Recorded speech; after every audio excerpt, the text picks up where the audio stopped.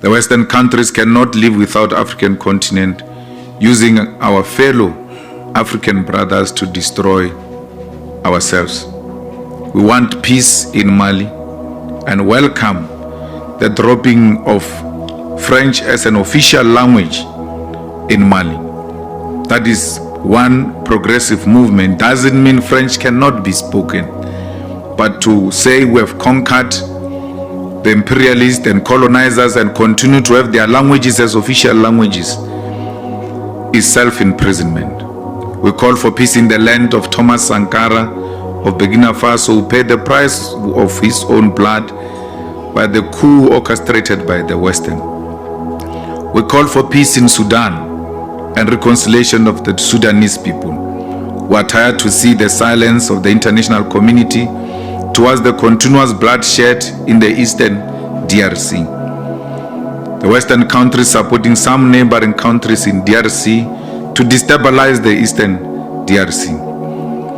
We shouldn't find it exciting that African countries can fight amongst themselves with ease, especially fighting around territorial expansions.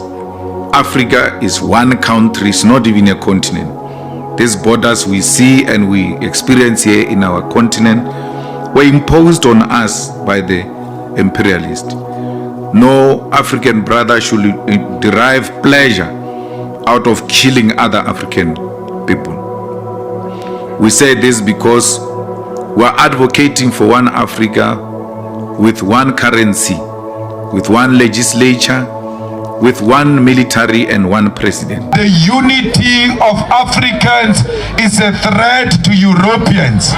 But the day we are united, all of this suffering will come to an end.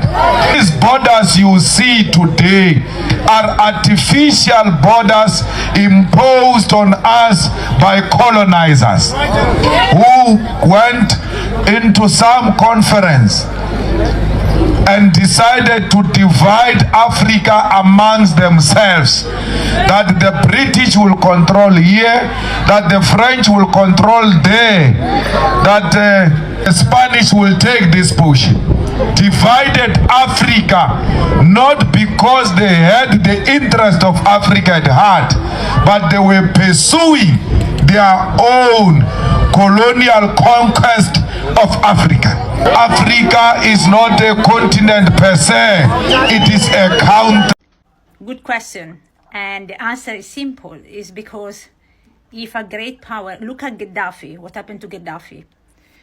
He was a great leader, in my opinion, and he wanted to unify all Africa and make an African bank. And the bank was based on the resources of Africa, gold, diamonds, whatever. Do you think that was taken really lightly from USA? No, because obviously they don't have nothing. They don't have, I can't say the word. They don't have nothing. They don't own anything, in terms of resources. So, they don't want peace in Africa. And the issue is that, our army from Ethiopia, you were saying, I don't know about that army, but you see in Somalia, there are different parties involved. As usual, the Western countries, they don't want peace, and they make other, it's like, how can I explain without getting banned here on TikTok? Proxy wars. There are other countries, can be America versus China or America versus Russia, fighting in another territory, which normally is that happen in Africa. So they are creating, different parties that are fighting within each other, between each other. The unity of black people is a threat to the white nations. Unity of black people is a threat to the entire world. The unity of black people is a threat to the white supremacy, the white systems, to America, to UK, to Britain, name all of those countries.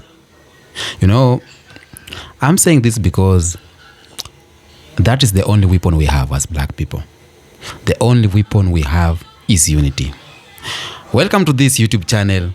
Kenyan explorer. I am the Kenyan beast, and today I'm here because I'm seeing my, brothers are doing a good job. They're connecting black people across the world, and this is what we want to do. We want Africans, Black Americans, Caribbeans, Afro-Caribbeans, or Afro-Latinos.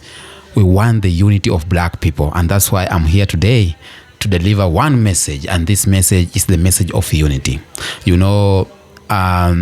When I see African content creators coming out here and trying to connect, it makes my heart happy. Why? Because this is the work that Kwame Nkrumah wanted. This is the work that Patrice Lumumba wanted. This is the work that our leaders who are fighting for the Pan-Africanism, or who are fighting for one nation, one coin, one language in Africa, they wanted things like this. So this is a dream come true.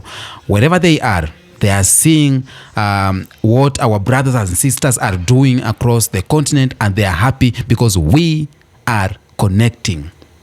Now, the reason why unity is our only weapon, and unity not only weapon, but it is the most feared weapon that black people have, is because, for example, when Black Americans connect with Africans, when Black Americans connect with Caribbeans and Africans, that means we are bringing resources, we are bringing intelligence, we are bringing workforce together.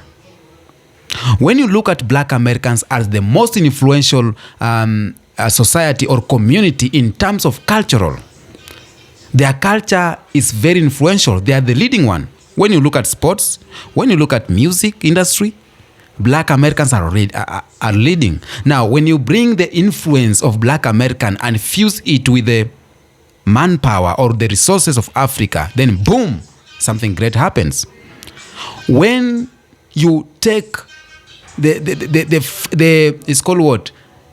The fighting mode or resistance mode of Caribbeans, you fuse it with the youths of Africa, something great is happening.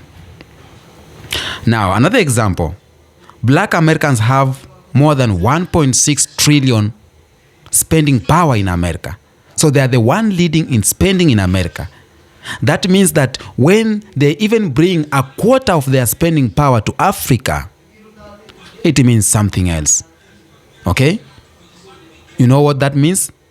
That means that 10 years to come, or by 2050, when we are united, and with the young generation of Africa, by 2050, each and every continent will be looking at Africa.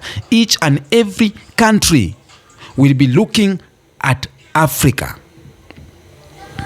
You see the reconnecting starting. We have something we call global awakening, global black awakening, where black people across the world, they are connecting. Black Americans are coming back home. And let me tell you, this is more than political. This is more than economical. This is spiritual. This is spiritual.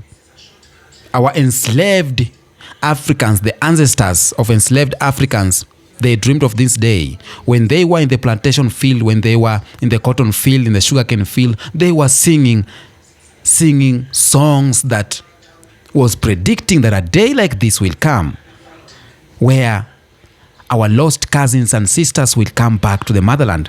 Now, for those Black Americans who are saying, I'm not going to Africa, Africa is not like this. No. We are not forcing someone to come to Africa, but what we are doing right now, we are passing the message. Maybe you are not the lineage of Africa, but those who are coming, those who are listening to the message, because for you to decide to come to Africa as a Black American needs to be triggered from inside. It is more than just coming to, tourism. It's more than tourism. It is deeper than what we think. It is sacred. You hear some voice in your head and your heart telling you, go back to the motherland. And that's why you see Black Americans who are coming to Africa. When they step their foot in Ghana, when they step their foot in Kenya, when they step their foot in South Africa or any other country in Africa, you hear them saying, thank you, we are here. I can feel the presence of my ancestors. I can feel the connection, because there's a deeper connection. between you as a black American and this African soil. Now, white system, the white supremacy knows everything, and that's why they tried to erase our history. That's why they try to put stereotypes between black Americans and Africans and Caribbeans. They told Caribbeans you are the best. They told black Americans Africa is poor, Africa is primitive. They told Africa that black Americans are less, they are lazy, they are not your children, or let me tell you, all of these things they are trying to do is try to prevent the unity. All these stereotypes, all the fights they are putting together between black Americans and Africa, it is their only way to maintain the distance between us. And that's why you may see it's not transportation cost, the ticket, the air ticket, it's very expensive. Very expensive. Someone from Jamaica cannot just come in Africa or just come in Ghana to visit because they are putting a lot of restriction. Why? Why will they put restrictions to our black brothers who want to visit Africa, but they are not putting restrictions on white brothers and sisters who are coming just as tourists? They are putting restrictions to my black American brother who is coming to Ghana to try to find his or her family. They are telling him stories. They are trying to trigger anger between him and the brothers in Africa. But it is so easy for white person to come and visit. It's so easy for white people to come and put their NGOs. But when black people want to come and put NGOs in Africa, they are restricting it. Why? A lot of taxes here and there. You need a lot of papers here and there. Why is it like that? It's because there is something they are preventing. There is something they are scared of. And this thing is the unity. This thing is the unity of black American, the fusion of black American and African, Caribbean and Africa people. Now, when you come across videos of black Americans saying, oh, Africa is not my land, I'm not gonna go there, it's like this, I see those videos and I'm like, God damn it. You are still buying the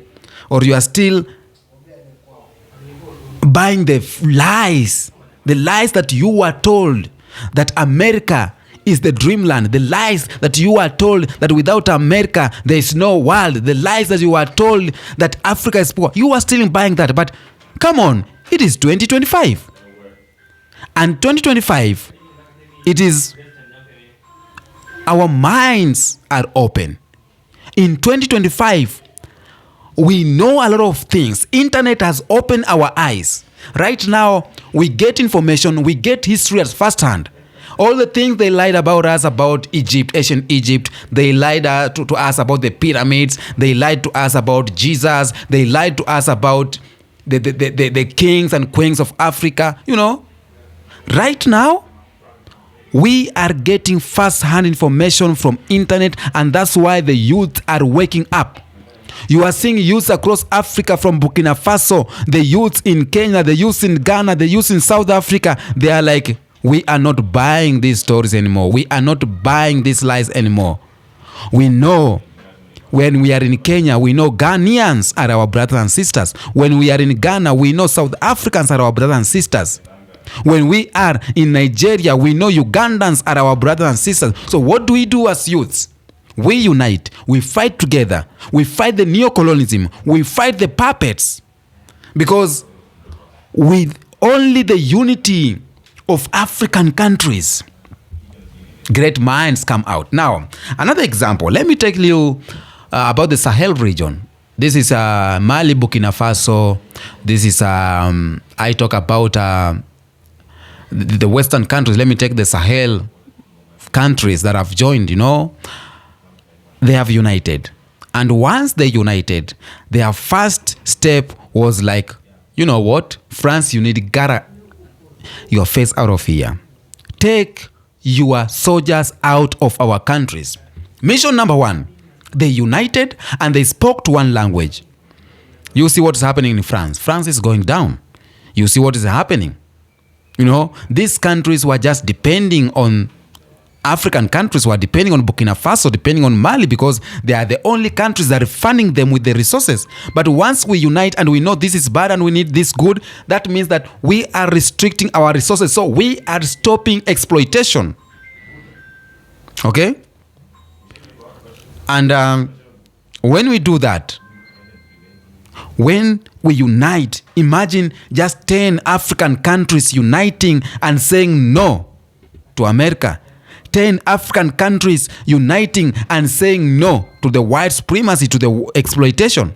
That means that we as African countries, we will be rejecting their colonial moves, and we will be starting to move in a direction that will bring our future, our bright future near. It's only us black people that we can make the change. It's only us black people that we can make our next generation to be awesome. It's only us black people that we will change the entire, we will shift the power. Because when we do this, we'll become, so I believe in Africa becoming superpower.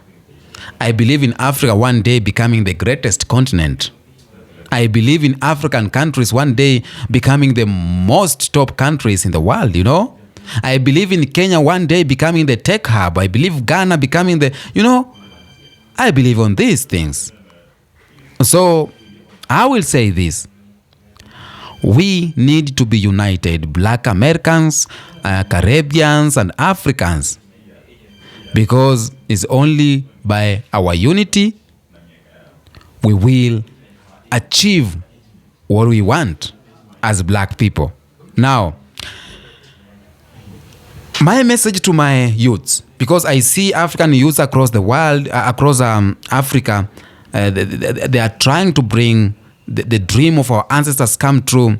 And you need to look even our Gen Zs, the white Gen Zs. They are now ditching their own culture and siding with the black culture. Why? It's because the black culture is the only one that has the truth.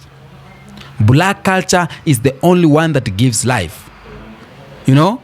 So as my African youth, to be precise, this Western culture that we are trying to buy into is not the one we need to buy into. They know that our culture is the best. They know we fuel this. You know? And that's why there have been a lot of stories about black people that we are cursed. We were never cursed. It was a stereotype. It was something created to make us feel that we are unworthy, to make black people feel that we are filthy. It was a created lie to make us diminish ourselves, to belittle ourselves. But in the real sense, black people, we are blessed. Black people, Africans, children, right now, us, you as a black American, you as a Caribbean, you as an African, you are a descendants of kings and queens. You are a descendants of the greatest archaeologist. You are a descendants of greatest doctor. You are a descendant of greatest, lecturers from Timbuktu. The people who built the pyramid, we are their descendants. The people who built the great Zimbabwe, we are their descendants. We are descendants of Mansa Musa. We were civilized even before Europe knows how to light fire.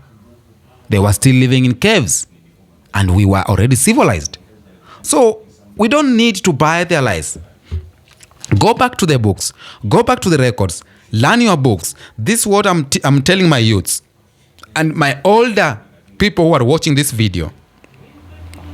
Get your children to access the history, African history, black history, so that they know that they are worth it.